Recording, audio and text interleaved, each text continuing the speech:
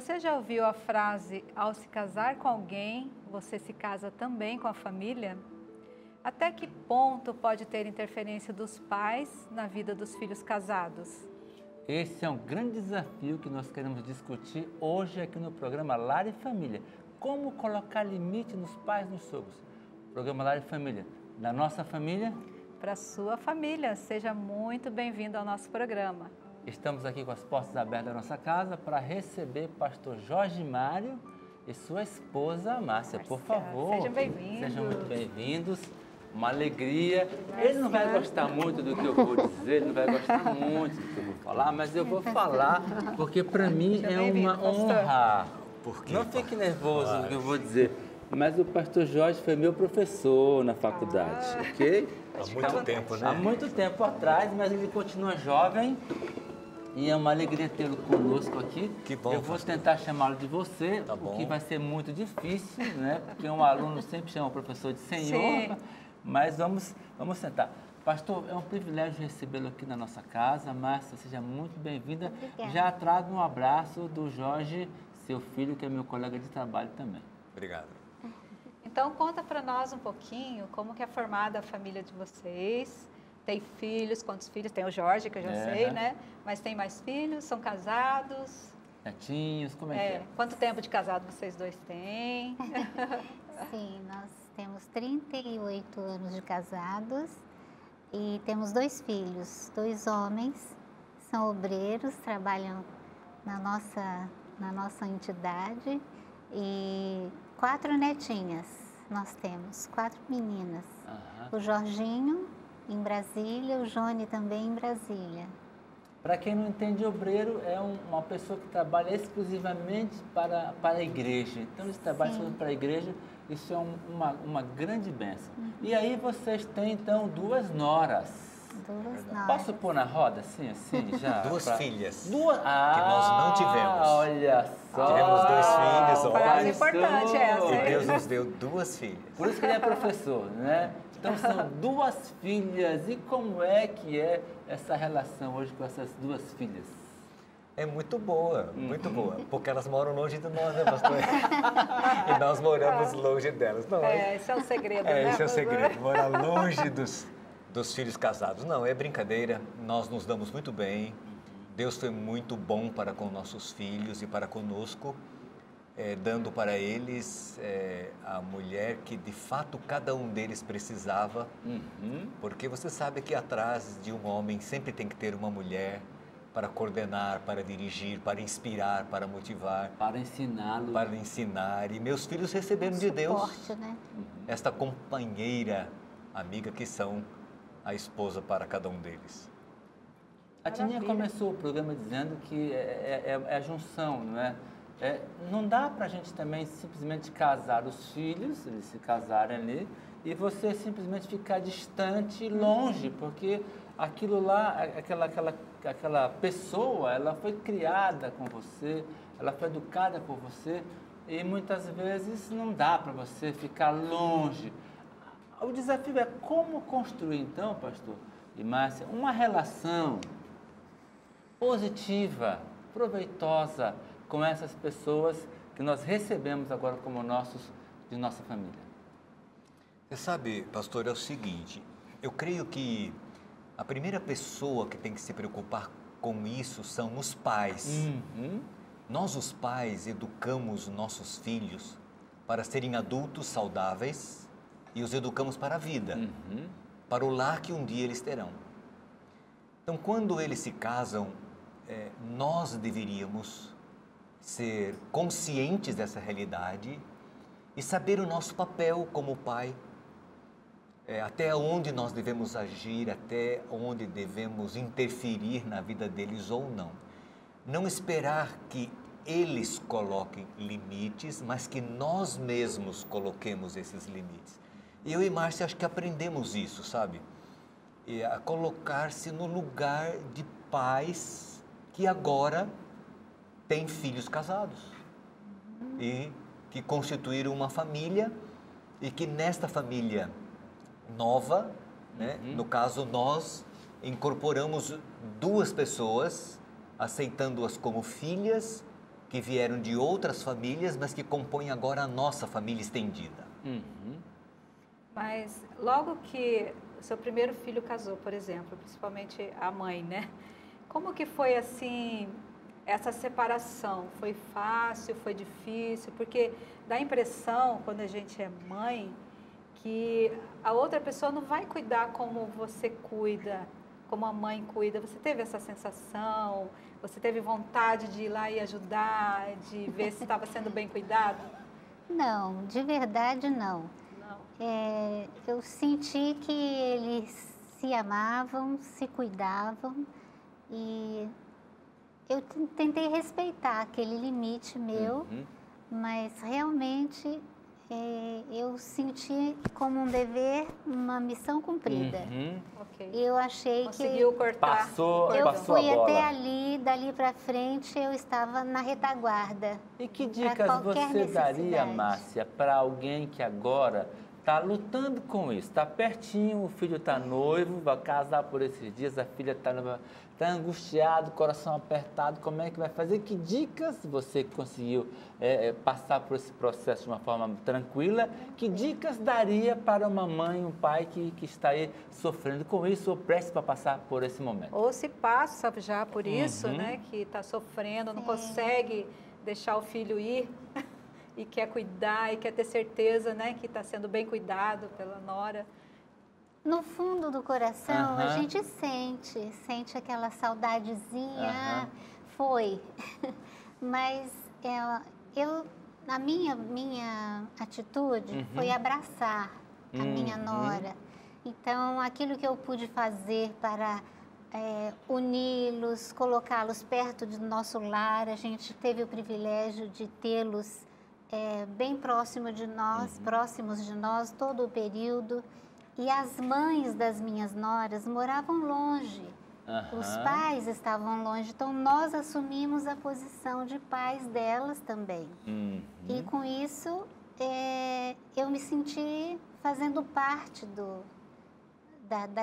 daquele convívio.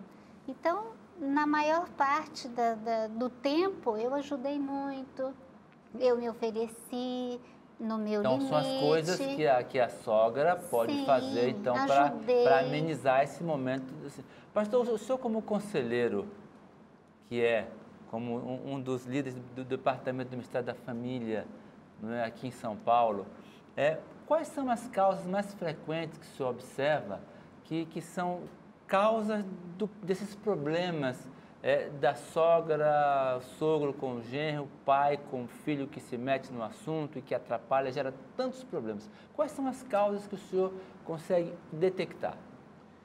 Pastora, aqui me chama a atenção a imaturidade, sobretudo de pais que não são bem resolvidos consigo mesmos e que querem encontrar satisfação e realização no filho, certo? Que casou, etc. Achando que ainda exerce um direito de controle sobre eles, entendeu? Isso gera muita dificuldade. E também tenho observado que a maior dificuldade é a mãe do rapaz, a mãe do homem. Sim. No caso, a sogra da mulher. Há mais dificuldades entre sogra e nora do que sogro e genro. Certo? Ontem mesmo, pastor, eu estava lendo uma história de que a mãe, que seria a sogra, né, dela, entrou dentro de casa, ela conseguiu a chave do apartamento, entrou na casa, foi lá, arrumou todo o guarda-roupa do filho. Passou a roupa. Tudo passadinho, tudo arrumadinho.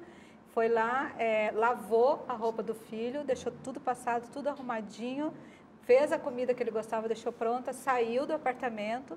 Aí, quando a nora chegou, encontrou tudo arrumadinho do filho e o dela, a roupa suja dela estava no cesto da nora.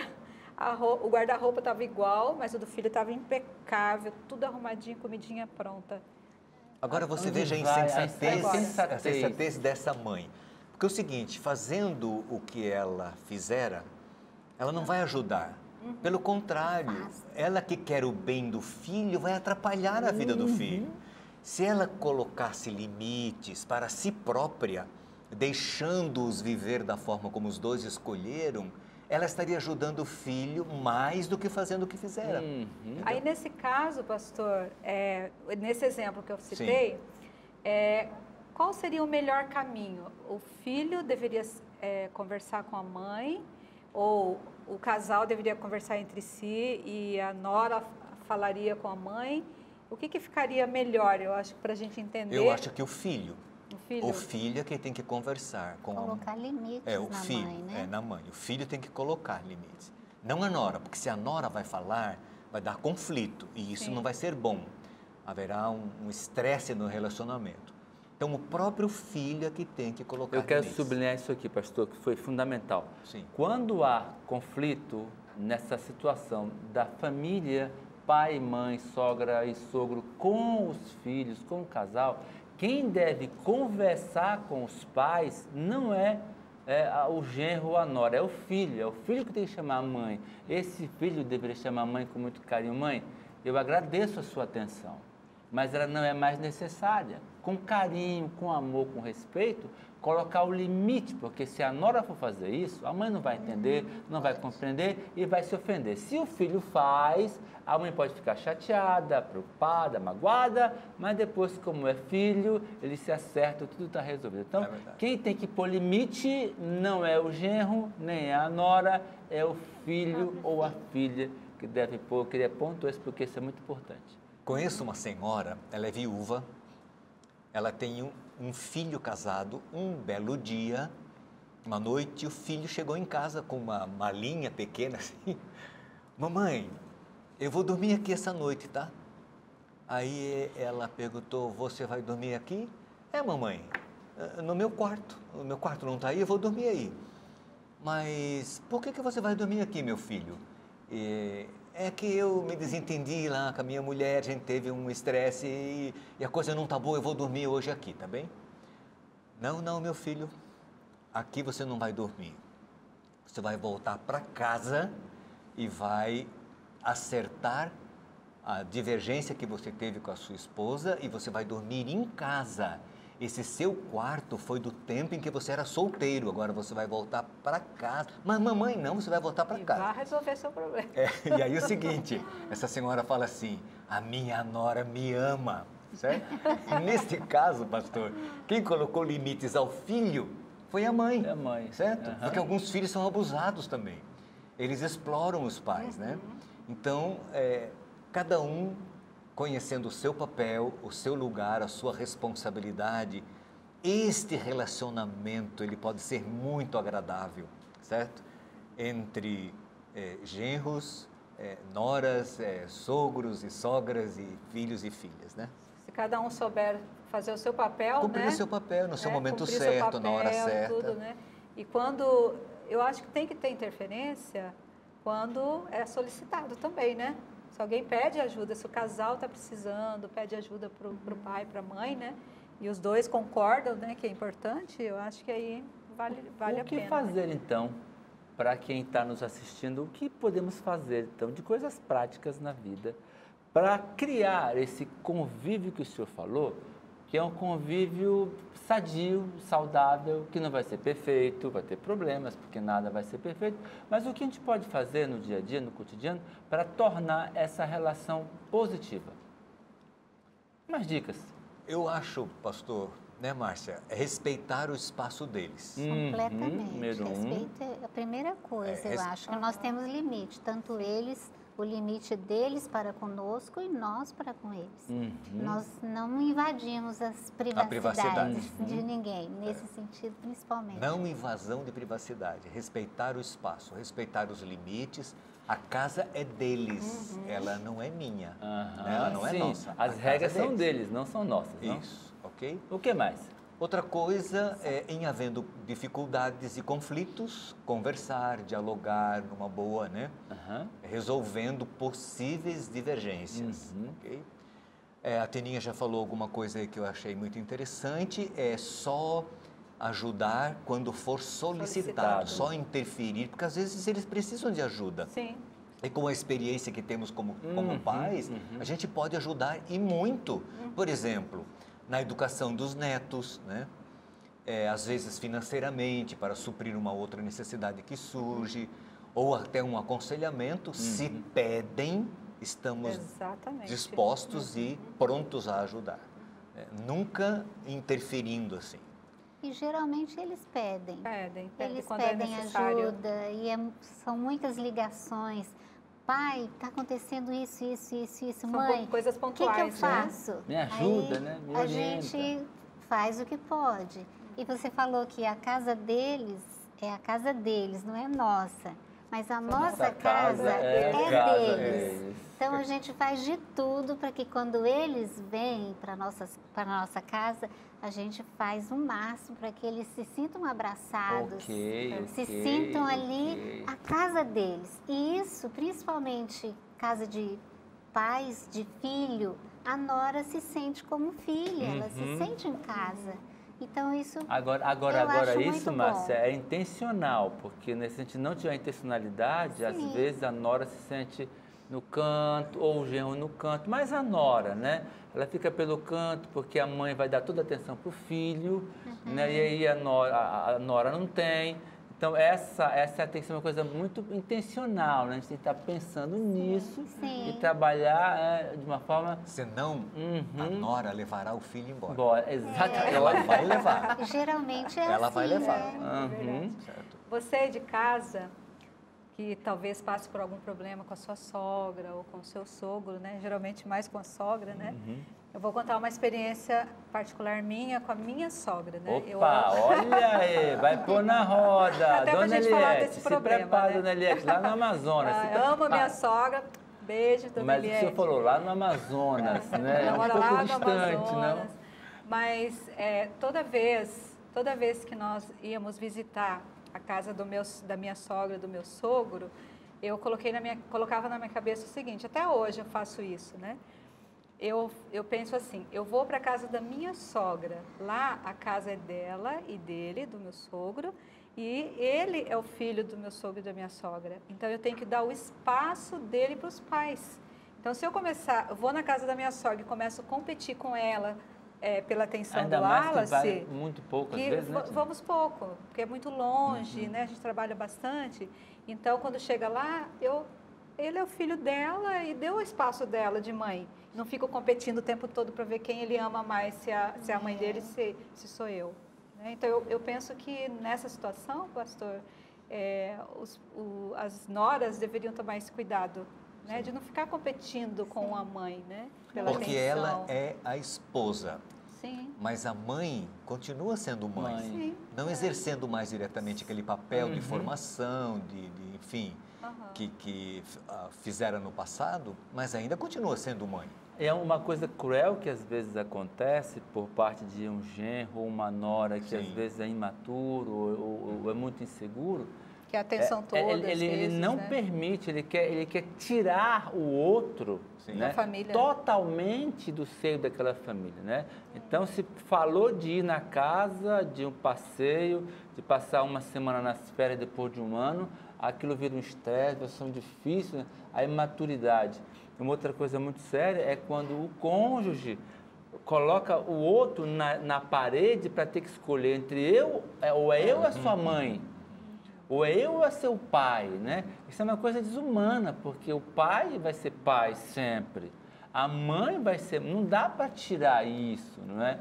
Então, a sabedoria também do cônjuge, ele saber lidar que em algum momento aquele espaço é reservado ao pai e à mãe e eu tenho que respeitar isso e essa reciprocidade é fundamental para manter esse amor equilibrado. Né? Pastor e Márcia, quem deveria ficar em primeiro lugar na vida do esposo?